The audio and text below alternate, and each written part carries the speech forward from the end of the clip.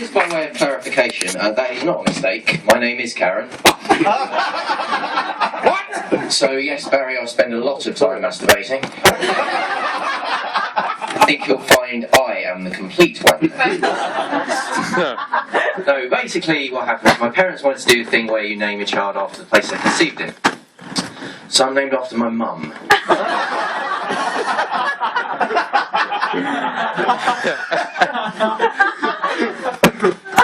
Rather awkward, as you can imagine. Not least because I was the sort of kid who asked loads and loads of questions. So they had to explain to me, I was like, hey, hi, like, properly where babies came from. So I understood.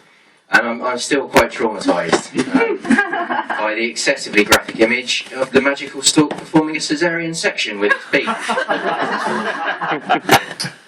Still can't go to the supermarket and buy butter in case they sell stork. It's not good, but I mean, you get older and obviously that doesn't matter anymore. But the weird thing is, like, it's mainly a problem because people assume I have an interesting background. I mean, like, you know, tonight we got Spanish, Brazilian, what do we have, American down there. People think that this applies to me as well. Like, Karen, you must be what, you know, East European, that's why British. I've got a Swiss granny. It's not even a cool nationality. If this was a UN delegation meeting, as the Swiss representative, I'd be scanning the room looking for people who may require money laundering services. Alex, you were looking quite gangster, we'll talk later. Don't worry, UBS will not tell anyone where your expensive surfboard comes from. But it's not, they don't kind of have anything that really defines their culture in the way that like, other nationalities do. I mean, they're famous for Swiss cheese and the Dignitas Clinic.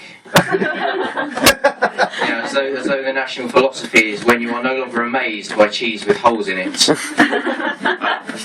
just concede that it's not worth it anymore. It's weird. It's like I did that one gig and someone said, "What about après-ski?"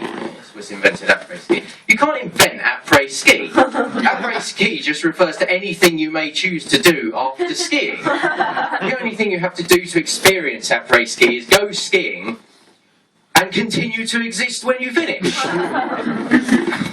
You can't invent the concept of continuing to exist. I mean, unless I am wrong, and there is a really ultra low budget ski resort somewhere in the world where you do get shot in the head as you leave the piece. But I don't think that's the case. I mean, if it is the case, then I'll take it back. Après-ski is a wonderful invention, and I am all in favour of it. But I suspect it's just over-intellectualising. It only happens in middle-class sports.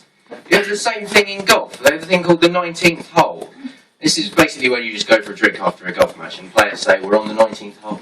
No, you're not. You're in the fucking pub.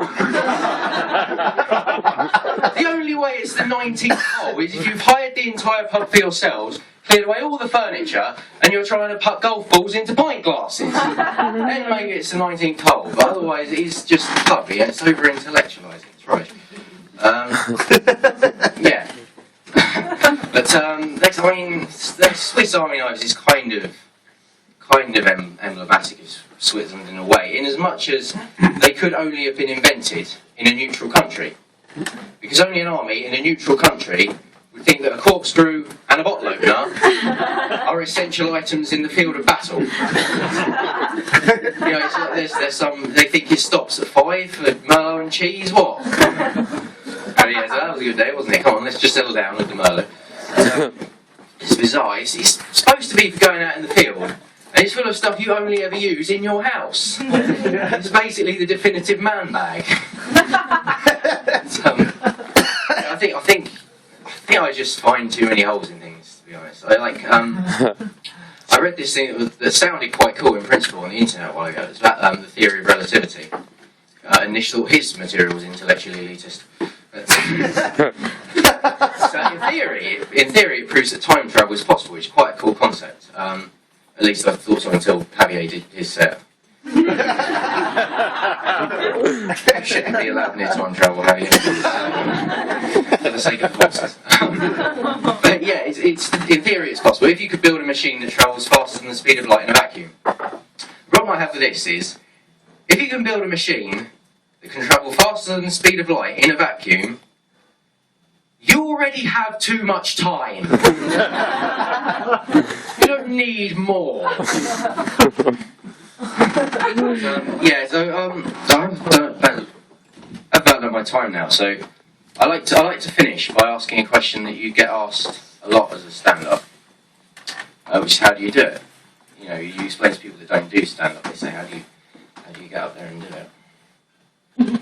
Well, you email Barry. You've been lovely. Cheers.